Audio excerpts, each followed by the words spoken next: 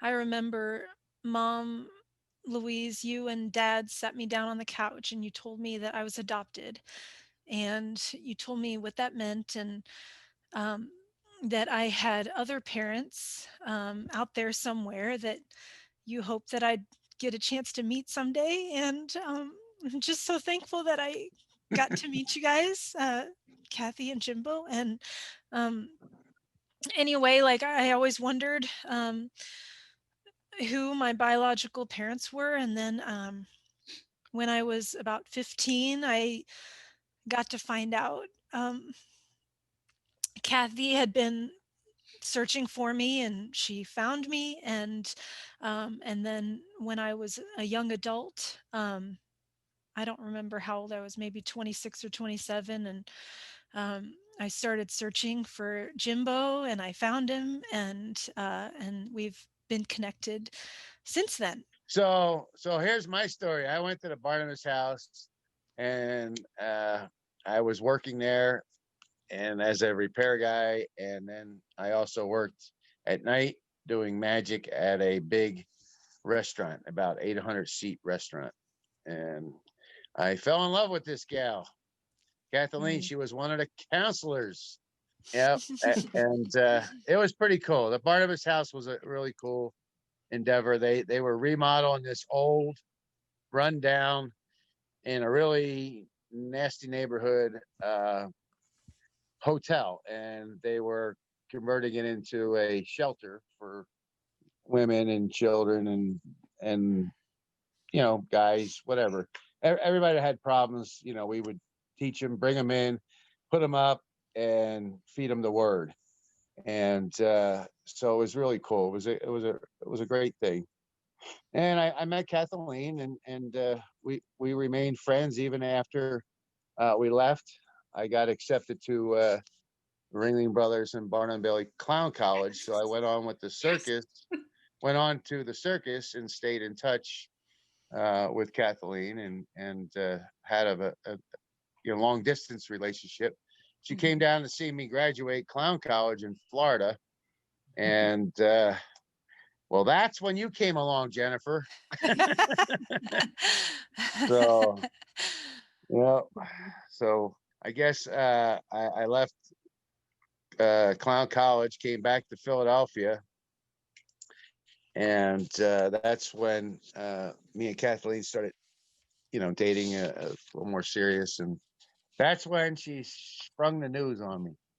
And here's my side of the story, Kathy. You Okay. had me come. You had me come over, and we sat down at a table. And I remember it was kind of like the movies, where you got the little round table, and it's all dark in the room except for the light above the table, and we're all sitting there with a glass of wine. And you said, "I have something to tell you. I'm pregnant. I don't love you, and I didn't love you when I did it." And I'm like, oh, I can't believe this. What? Oh, I probably did do that. I'm so How can you say this? You ruined my life, she said. You ruined my life. I said, how did I Oh ruin my my life? goodness. Oh, brutality. I'm so Oh. sorry. so Oh, well, I'm at a Christian college and now I'm pregnant. I'm like, oh man. All right, should I just wow. leave? Should I just leave now? Oh my goodness. So, Oh my so, goodness. so I I'm think so that was like the embarrassed. last time. I think that was really like the last time that we really talked. Yeah.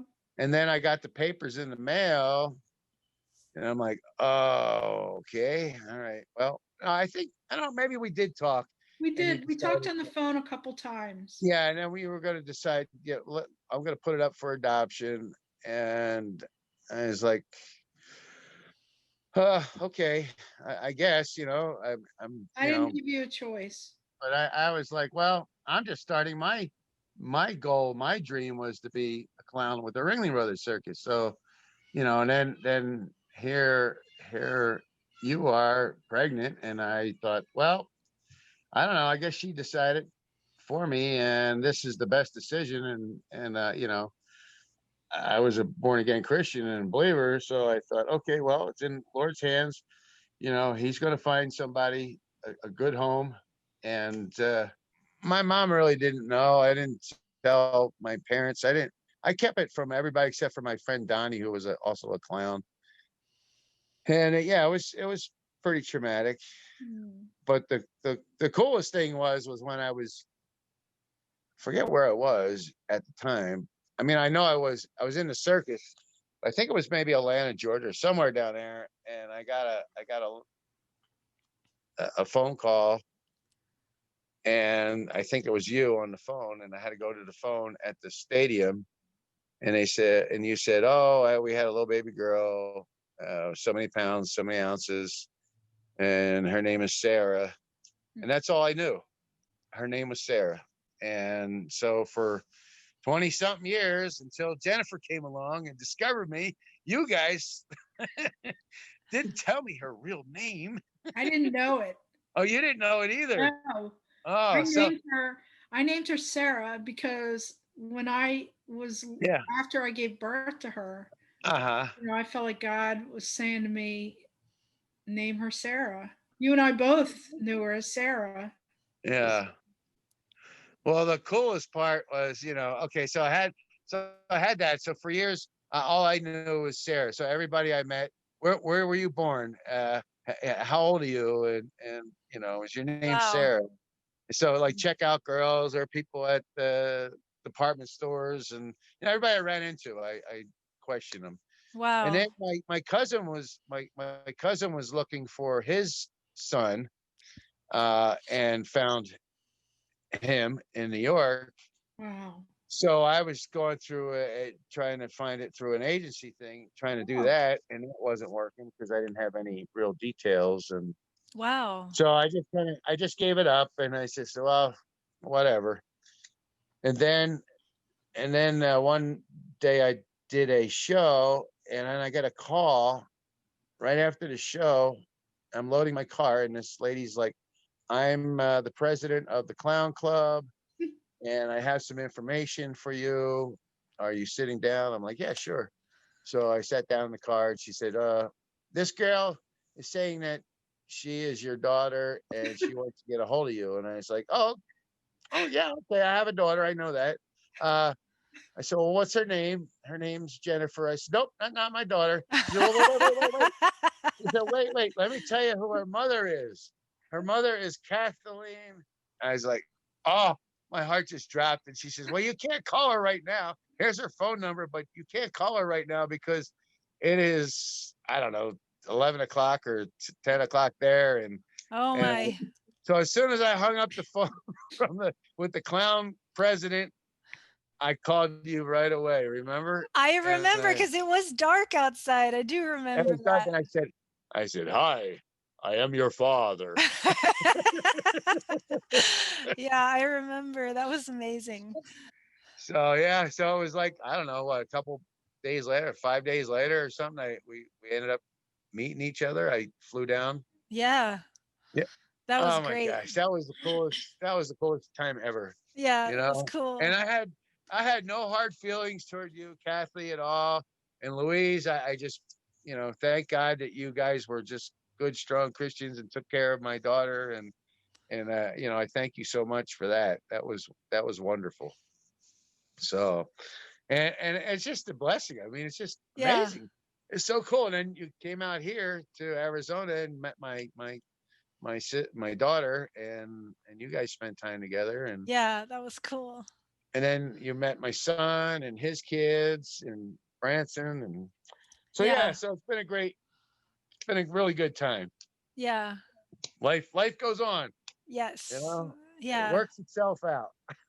Yeah. My favorite part when you came to visit Yeah, was that like the same day we met, yeah. you were like, "Let's do a show." And No, so we did a what didn't we no, do a show right there? you said, oh, I'm gonna meet you. I'm gonna introduce y'all, my family. We're gonna go to a barbecue place, and I'm like, well, should I bring my balloons? And you're like, yeah, you bring your stuff. I must So have so I wanted to brought do all that. my stuff, Kathy, and I entertained the troops at the barbecue place. That was so cool. That was amazing. yeah. I saw some pictures. Yeah. I was really happy. Do And you she's remember like, that, yeah. Mom? And this one's adopted, and that one's adopted, and this one's. I forgot Yeah. about that. Really, really happy. Yeah, we So, started actually Jenny and I started looking for you when she was at my house uh-huh. one time, and Yeah, I remember that. I said let's look up like clown associations or organizations. In the back of my mind, I kept thinking, there's no way he's still a clown. There's no way. And so I kept telling myself, this is a dead end road. My husband and I, we moved in with his mom, and I was talking with her about it. And, you know, she just encouraged me. What do you have to lose? You know, like Right? if he's not a clown, then the worst thing that could happen is that you don't find him. And she goes, but you might as well just call. I found a number of somebody. I called him and they're like, yep, I know that guy. Who doesn't know Jimbo, you know? I wanted to say something. I remember when Jenny came to visit, we took her out to dinner. We went to a place called Margaritaville. Oh, that was amazing. And there was a band playing that night. And we were sitting there, and Jenny says, "Oh, I want to go talk to the band." She went up and talked to the band. Next thing you know, she's up there on stage, and she wrote this song for me to, as like reconnection kind of thing, And she played this song, and then Floodworks started. I'm like, "Oh, come on, what?" And then after the song, there she had a standing ovation in the whole place. Everybody stood up and clapped and applauded, because she gave the story and told the story about connecting with her biological father after all those years. So it was pretty cool. That was probably one of the best moments in my life. Yeah. That was cool. That was pretty cool.